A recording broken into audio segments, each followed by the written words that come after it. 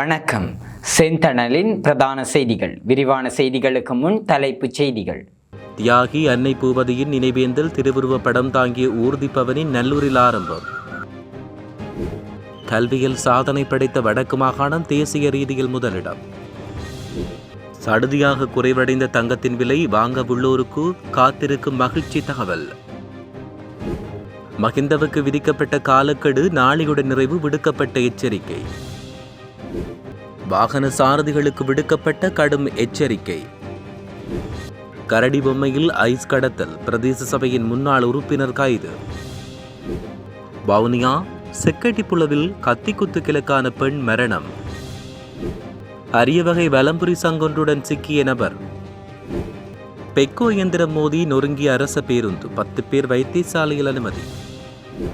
வயோதிப பெண் கொடூரமாக கொலை, பேரன் கைது. மீண்டும் அதிகரிக்கும் தாக்குதல், ஐநா பொதுச் செயலாளர் கடும் கண்டனம். தாக்குதல்கள் நிறுத்தப்படாவிட்டால் போர் நிறுத்த முறியும், ஈரான் கடும் எச்சரிக்கை. தொடர்வன விரிவான செய்திகள். தியாகதீபம் அன்னை பூபதியின் திருவுருவப்படம் தாங்கிய ஊர்தி யாழ்ப்பாணத்திலிருந்து கிழக்கு நோக்கி புறப்பட்டுள்ளது. தியாகதீபம் அன்னை பூபதியின் 38ஆம் ஆண்டு நினைவேந்தல் அனுஷ்டிக்கப்பட்டு வரும் நிலையில் அவரின் திருவுருவப்படம் தாங்கிய ஊர்தி பவனி ஆரம்பிக்கப்பட்டுள்ளது. யாழ்ப்பாணம் நல்லூர் வீதியில் உள்ள தியாகதீபம் திலீபன் நினைவிடத்தில் அஞ்சலி செலுத்தி இன்று காலை இந்த ஊர்தி பணி ஆரம்பமானது. யாழில் இருந்தென்று ஆரம்பிக்கப்பட்ட இந்த ஊர்தி வடக்கு கிழக்கு மாகாணத்தின் பல்வேறு இடங்களுக்கு சென்று இறுதியாக அன்னை பூபதியின் நினைவிடத்தை சென்றடைந்து நிறைவடையும் என்று தெரிவிக்கப்படுகிறது. இலங்கை பரீட்சை திணைக்களத்தால் வெளியிடப்பட்ட 2025ஆம் ஆண்டுக்கான காப்போத உயர்தர பரீட்சை பெறுபேறுகளின் அடிப்படையில் பல்கலைக்கழக பிரவேசத்துக்கான தகுதியை பெற்ற மாணவர்களின் வீதத்தில் வடக்கு மாகாணம் தேசிய ரீதியில் முதலிடத்தை பெற்று சாதனை படைத்துள்ளது. வடக்கு மாகாண ஆளுநர் ஊடகப் பிரிவு இதனை தெரிவித்துள்ளது. கடந்த ஆண்டுகளை விட இம்முறை வடமாகாணத்தின் கல்வி சாதனைகள் மிகச்சிறந்த நிலையை எட்டியுள்ளன. இம்முறை உயர்தர பரீட்சைக்கு வடக்கு மாகாணத்திலிருந்து தோற்றிய மொத்த பரீட்சார்த்திகளில் பாடசாலை மாணவர்கள் மற்றும் தனிப்பட்ட பரீட்சார்த்திகள் 9191 மாணவர்கள் பல்கலைக்கழக பிரவேசத்துக்கு தகுதி பெற்றுள்ளனர். இது பரீட்சைக்கு தோற்றிய மொத்த மாணவர்களின் அடிப்படையில் 65.19%. இதன் மூலம் மாகாணங்களுக்கு இடையிலான தரவரிசையில் வடமாகாணம் தேசிய மட்டத்தில் பெருமையுடன் முதலிடத்தை பிடித்துக் கொண்டது. மேலும் உயிரியல் பிரிவு மற்றும் கலைப்பிரிவுகளிலிருந்து பல்கலைக்கழக பிரவேசத்துக்கு தகுதி பெற்ற மாணவர்களின் சதவீதத்தில் தேசிய ரீதியில் முதலிடத்தையும், பௌதிக விஞ்ஞானம் மற்றும் வர்த்தக பிரிவுகளிலிருந்து பல்கலைக்கழக பிரவேசத்துக்கு தகுதி பெற்ற மாணவர்களின் சதவீதத்தில் தேசிய ரீதியில் 5ஆம் இடத்தையும் வடமாகாணம் இம்முறை பெற்றுக் கொண்டது. கடந்த 2024ஆம் ஆண்டு இடம்பெற்ற உயர்தர பரீட்சையில் பல்கலைக்கழக தகுதியை பெற்றவர்களின் வீதத்தில் தேசிய ரீதியில் 2ஆம் இடத்தை பெற்ற வடமாகாணம் இம்முறை தனது அடைவு மட்டத்தை மேலும் உயர்த்தி முதலிடத்துக்கு முன்னேறியுள்ளது. அதேவேளை பாடசாலை பரீட்சார்த்திகளின் பெறுபேறுகளின் அடிப்படையில் ஒப்பிடும்போது வடக்கு மாகாணம் தேசிய மட்டத்தில் 3ஆம் இடத்தை பெற்றுக்கொண்டது. இதற்கு மேலதிகமாக இம்முறை மாகாண ரீதியாக 534 மாணவர்கள் சகல பாடங்களிலும் அதிவிசேட சித்தியான 3A பெறுபேற்றை பெற்றனர். இது தோற்றிய மொத்த பரீட்சார்த்திகளில் 3.79%. 3A சித்திகளை பெற்ற மாணவர்களின் வீதத்தின் அடிப்படையிலான தரவரிசையில் வடமாகாணம் தேசிய மட்டத்தில் முதலிடத்தை பிடித்து மேலும் ஒரு சாதனையை தனதாக்கி கொண்டுள்ளது. இலங்கையின் உள்நாட்டு சந்தையில் கடந்த சில நாட்களாக தொடர்ந்து அதிகரித்து வந்த தங்க விலையில் இன்று மாற்றம் ஏற்படுத்தப்பட்டுள்ளது. அந்த வகையில் 1 பவுன் தங்கத்தின் விலை 5000 ரூபாவால் குறைவடைந்துள்ளதாக அகில இலங்கை நகைய வியாபாரிகள் சங்கம் அறிவித்துள்ளது.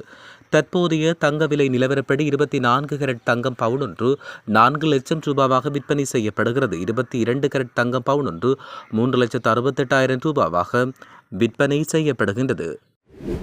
முன்னாள் ஜனாதிபதி மஹிந்த ராஜபக்ஷ தன்னுடைய சொத்துக்கள் மற்றும் பொறுப்புகள் தொடர்பான சத்திய கடதாசியை சமர்ப்பிப்பதற்கு வழங்கப்பட்டுள்ள கால அவகாசம் நாளையுடன் நிறைவடைவதாக லஞ்ச ஊழல் ஆணைக்குழு தெரிவித்துள்ளது.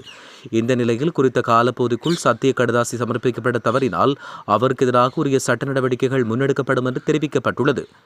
2015ஆம் ஆண்டுக்குரிய அவரின் சொத்து விவரம் தொடர்பில் முன்னெடுக்கப்பட்டு வரும் விசாரணைக்கமைய இந்த ஆவணங்கள் கோரப்பட்டுள்ளதாக தெரிவிக்கப்பட்டுள்ளமை குறிப்பிடத்தக்கது. பண்டிகை காலத்தில் மதுபோதையில் வாகனங்களை செலுத்தும் சாரதிகளுக்கு எதிராக சட்டத்தை மிக கடுமையான முறையில் நடைமுறைப்படுத்த நடவடிக்கை எடுக்கப்பட்டுள்ளது. இந்த விடயத்தை போக்குவரத்து பாவனை மற்றும் வீதி பாதுகாப்பு பிரிவுக்கு பொறுப்பான பிரதி காவல்துறை அதிபர் சேனாதிரி தெரிவித்தார்.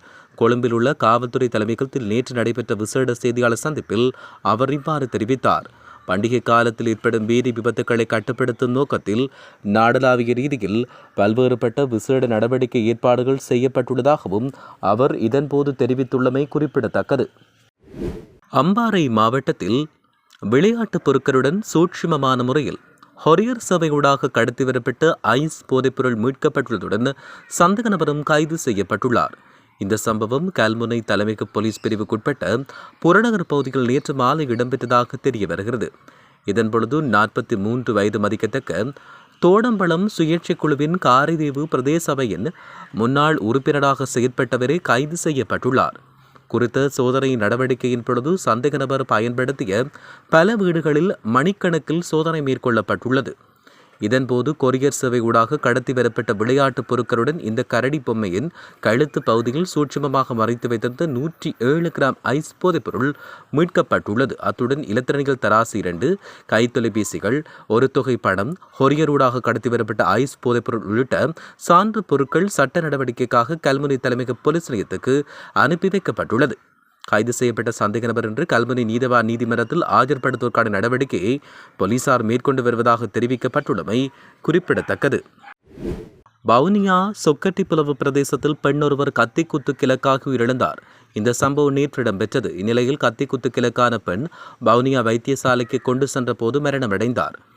மேலும் செக்கட்டிப்புலவில் வசித்து வந்த பவளரத்தினம் செல்வமலர் வயது 56 என்ற பெண் மீது அவரின் சகோதர முறையானவர் மதுபோதையில் கத்தியால் குத்தியதில் படுகாயமடைந்தார்.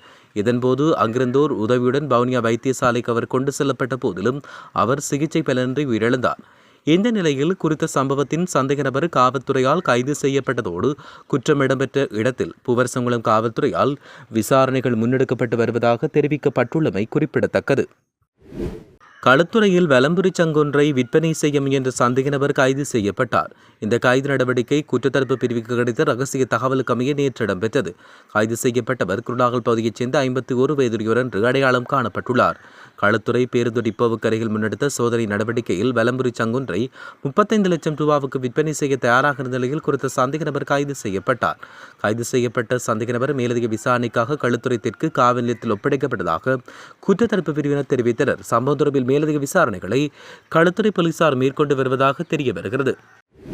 அம்பாந்தோட்டையிலிருந்து கொழும்பு நோக்கி பயணித்த இலங்கை போக்குவரத்து சபைக்கு சொந்தமான பேருந்தொன்று பெக்கோ இயந்திரத்துடன் மோதி விபத்துக்குள்ளானதில் 10 பேர் காயமடைந்தனர். அம்பாந்தோட்டை துறைமுக நகருக்கு முன்பாக இன்று அதிகாலை 1:30 மணிக்கு இந்த விபத்து இடம்பெற்றது.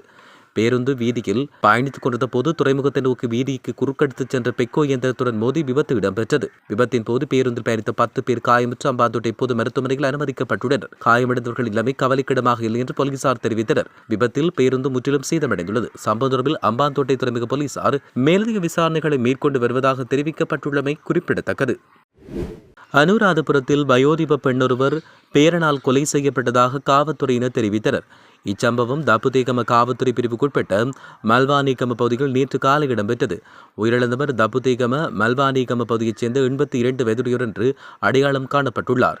இந்த சம்பவம் குறித்து தெரிய வருகையில் தனிப்பட்ட தகராறு காரணமாக உயிரிழந்த வயோதிப பெண்ணின் பேரனை இந்த கொலையை செய்துள்ளமை ஆரம்பகட்ட விசாரணையில் தெரிய வந்துள்ளது.